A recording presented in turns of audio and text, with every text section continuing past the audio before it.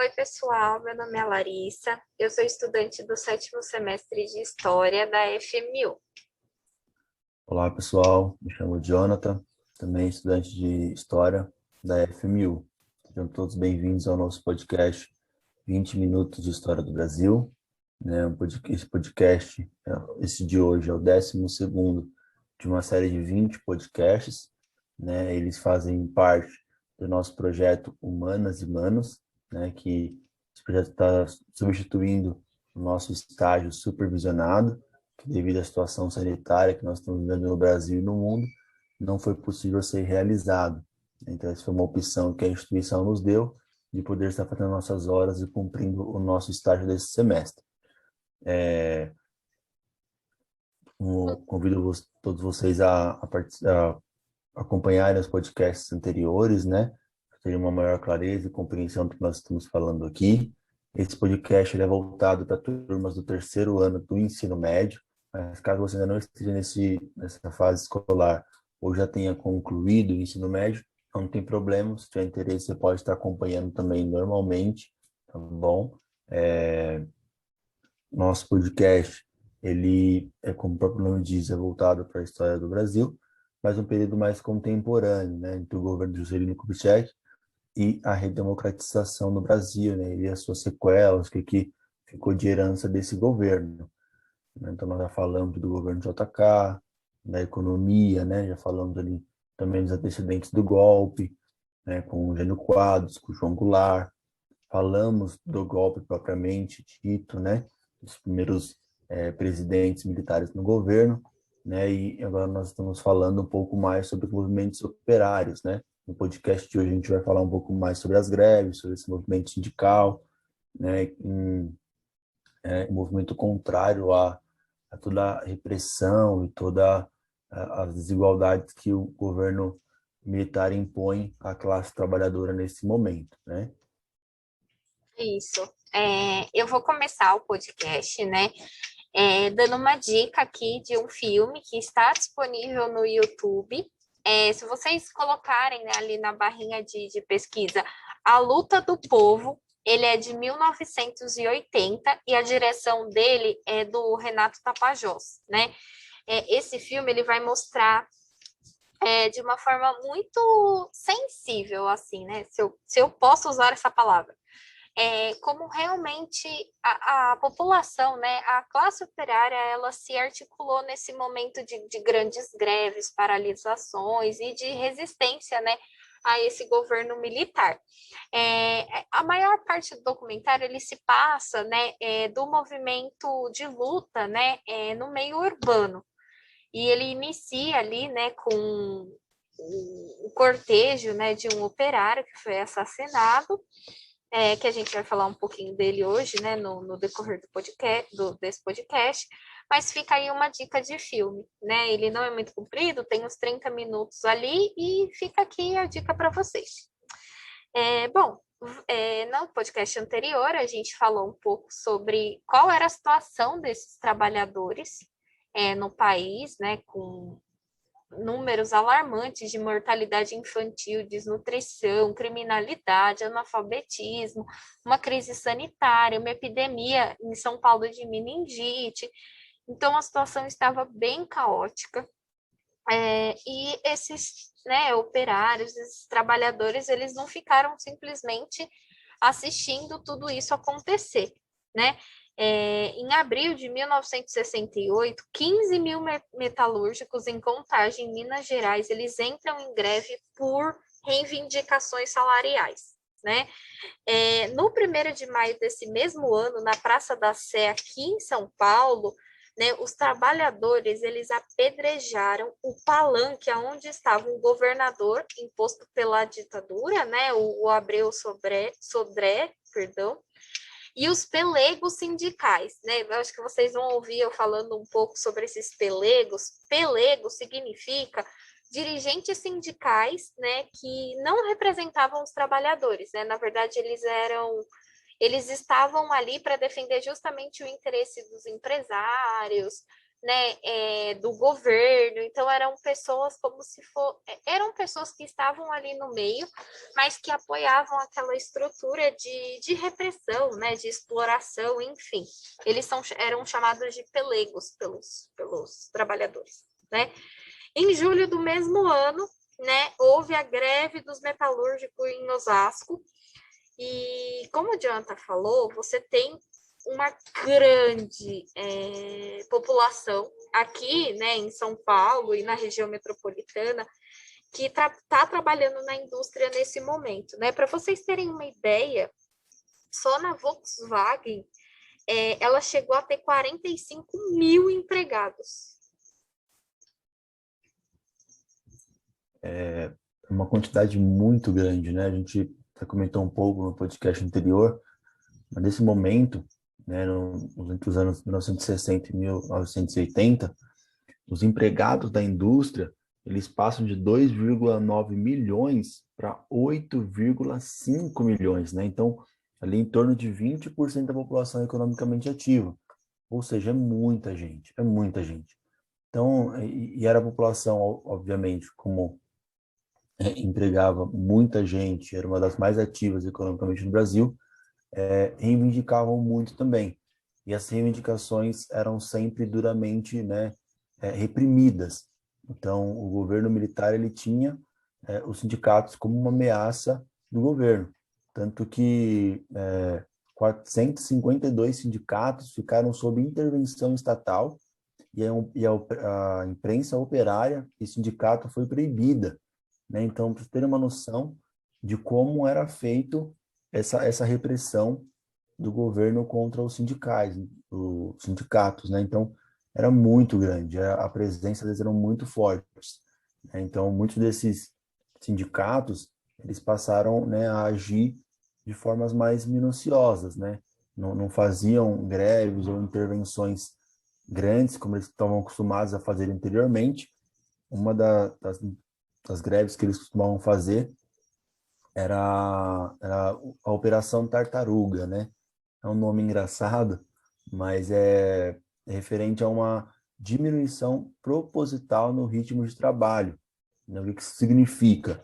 Se eles produziam, né, 5 carros por hora, por exemplo, naquela fábrica, eles passavam naquele dia a produzir 1, 2, 3 carros por hora. Okay. Então, com essas ações, era uma forma também de greve, né? Era uma forma também de ter uma ação contra a repressão do governo.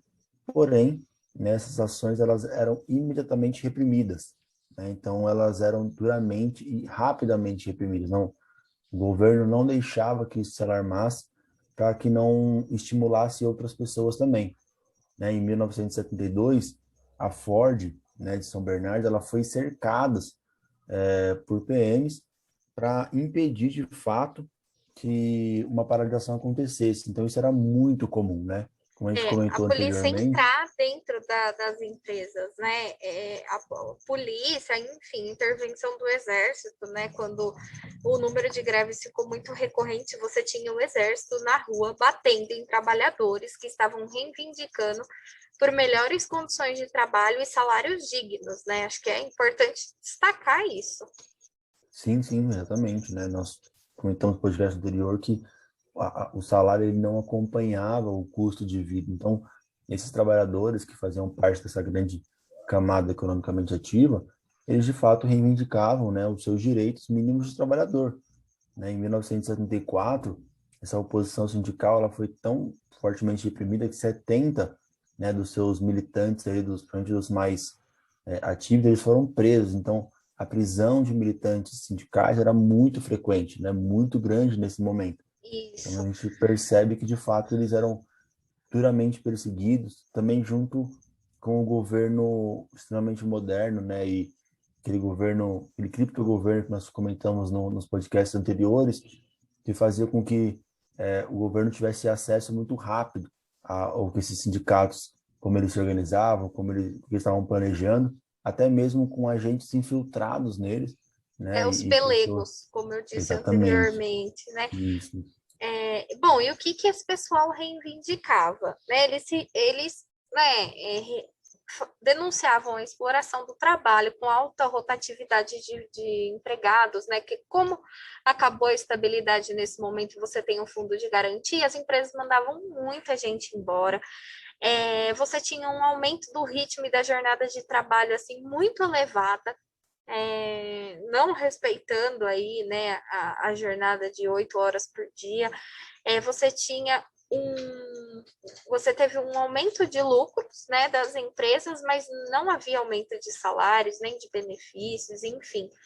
E eles também reivindicavam a liberdade sindical, porque foi um momento onde o governo realmente tinha ali como objetivo desarticular os sindicatos, né?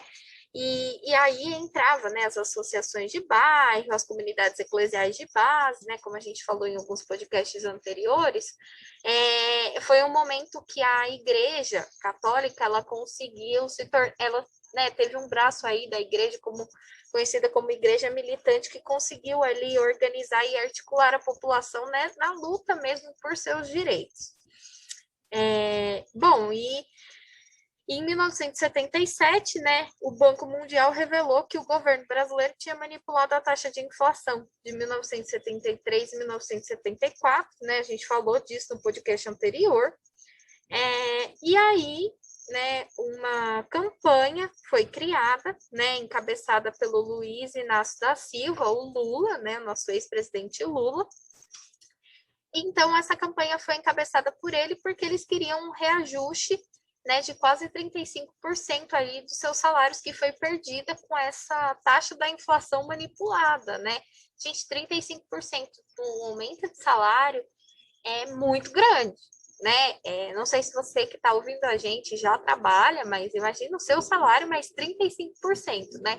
Ainda se tratando de uma época que os custos, né, o custo de vida estava altíssimo, né, e que as pessoas estavam passando fome trabalhando.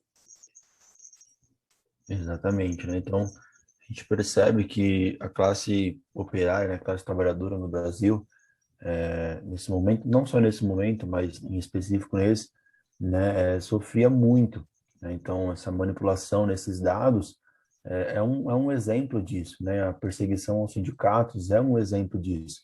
Então, o povo ele não tinha esse direito de questionar e de reivindicar melhores situações de trabalho, né?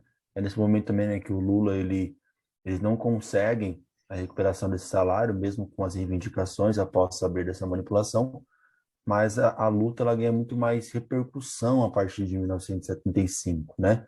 Ele ganha muito mais visibilidade no cenário nacional. Inclusive o Lula também, ele começa a se projetar e ele ganha muito mais visibilidade nesse momento também, né? Então, tanto que ele passa a ser o líder, né, dessa oposição sindical, ele passa a ser o cabeça ali, né, que é também o mais perseguido, muitas vezes também. Então, ele, de fato, se projeta e tem um grande apoio, né, dessa população operária, né, como a gente destacou aqui. Então, ele ganha muito no cenário nacional nesse momento. Gente, bom, e aqui a gente tem na década de 70, né, uma série de greves e de reivindicações nesse momento, que a gente passaria aqui, né, um dia inteiro só falando delas, mas acho que vale destacar uma delas, né, que é braços cruzados e máquinas paradas, né, aconteceu na Scania.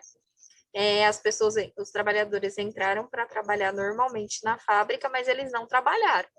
Eles simplesmente cruzaram os braços do lado da máquina e pediram reivindicaram 20% de aumento salarial, né? A Scania, na negociata lá, disse que daria os 20%, né, de aumento, porém a Scania não cumpriu o acordo, pagou apenas 6,5%, né?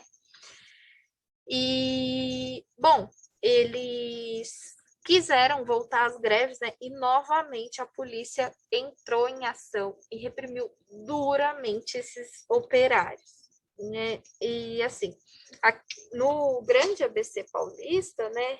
Como era onde estava concentrada aí a maior parte das montadoras, a Ford, a Mercedes, a Scania, a Volks. Então, aqui foi né, um lugar assim, que mais teve movimentações mesmo, de greves e piquetes.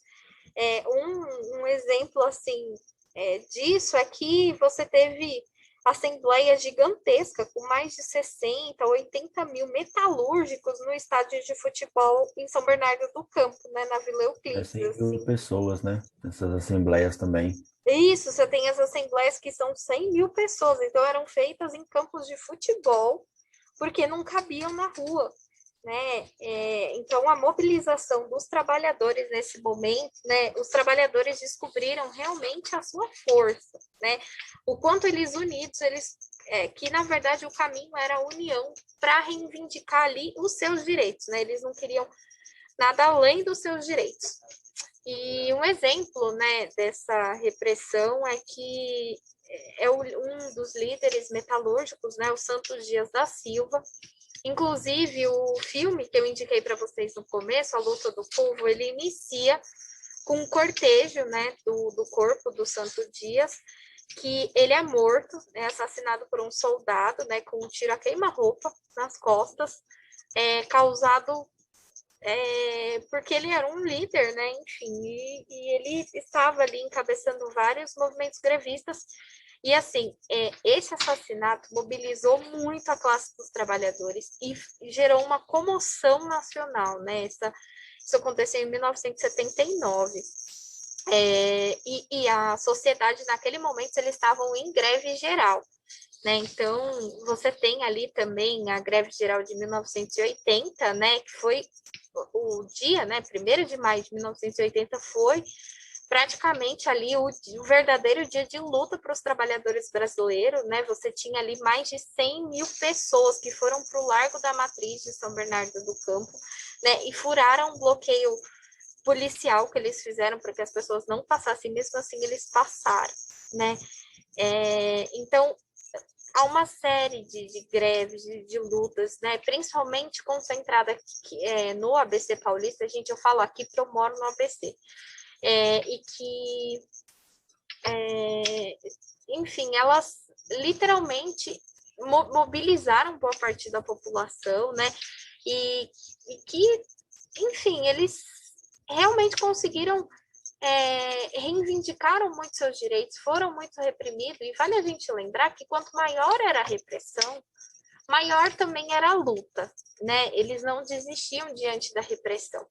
E aí falei para vocês do movimento custo de vida no podcast anterior, dessas donas de casa, né? Elas começam esse movimento indo para as ruas com as panelas vazias, batendo panela, porque não tinham o que colocar dentro para dar para os seus filhos de comer.